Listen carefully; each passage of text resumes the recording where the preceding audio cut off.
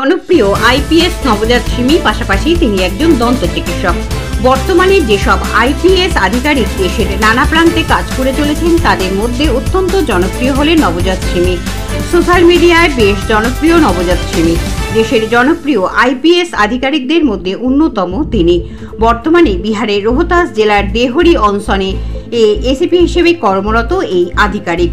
2020 সালের 14 ফেব্রুয়ারি তিনি বিয়ে করেন পশ্চিমবঙ্গের হাওড়া জেলার উলবেড়িয়ার তৎকালীন মহকুমা শাসক তুষার সিংলাকে। তুষার নিজেও একজন আইএএস আধিকারিক। ছোটবেলা থেকেই নবজাতির ইচ্ছে ছিল আইপিএস হিসেবে নিজেকে প্রতিষ্ঠিত করার, যদিও পড়াশোনার সময় তিনি বেছে নিয়েছিলেন একেবারে অন্য পথ। নবজাত সিমি ডেন্টাল সার্জারিতে ব্যাচেলর ডিগ্রি অর্জন করেন, পরে নিজেকে তৈরি করেন ইউপিএসসি পরীক্ষার জন্য। পাঞ্জাবের গুরুদাসপুরে 1987 সালে 21শে ডিসেম্বর জন্ম নবজাত সিমির। তার বাবা হংসরাজ ইউনিয়ন ব্যাংকে কর্মরত ছিলেন। ছোটবেলা থেকেই চিকিৎসক হওয়ার কথা ভেবেছিলেন নবজাত। সেই লক্ষ্য সবসময় তার পাশে থেকেছেন তার বাবা মা। সেই মতো দন্ত চিকিৎসা নিয়ে পড়াশোনাও করেন। আইপিএস এর ট্রেনিং এর সময় সিংলার সঙ্গেই তার আলাপ।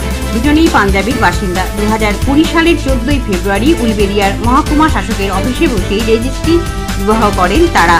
যদিও কর্মসূত্রে দুজনকেই দুই রাজ্যে থাকতে হয়। এই সময় তিনি বেতন পান ৬৭,৭০০ টাকা।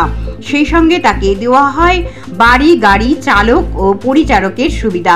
অতিরিক্ত পুলিশ সুপার হিসেবে তার কাজ নিজের এলাকার আইন শৃঙ্খলা পরিস্থিতি আয়ত্তে রাখা। আরও বিস্তারিত জানতে চোখ রাখুন আমার বাংলার পর্দায়।